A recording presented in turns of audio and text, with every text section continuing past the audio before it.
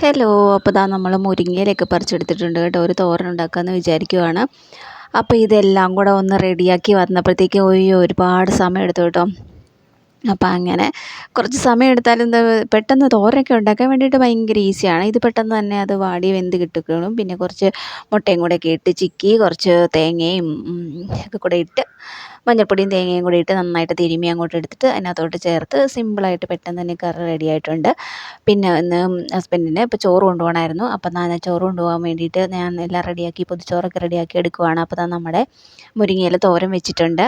പിന്നെ കുറച്ച് മാങ്ങാച്ചാറുണ്ടായിരുന്നു. മാങ്ങാച്ചാറും വെച്ചിട്ട് ഇനി പൊതിയൊക്കെ അടയ്ക്കുവാണ്. ഇനിയും നമ്മൾ മീൻകറി ഉണ്ട് കേട്ടോ.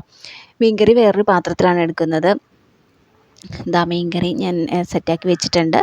അപ്പോൾ ഇത്രയൊക്കെയുള്ളൂ ഇന്നത്തെ പരിപാടികൾ. അപ്പോൾ നമ്മുടെ വീഡിയോയ്ക്ക് ഇഷ്ടപ്പെടുവാണെങ്കിൽ ലൈക്ക് ചെയ്യാനും സബ്സ്ക്രൈബ് ചെയ്യാനും ഒക്കെ മറക്കല്ലേ കേട്ടോ.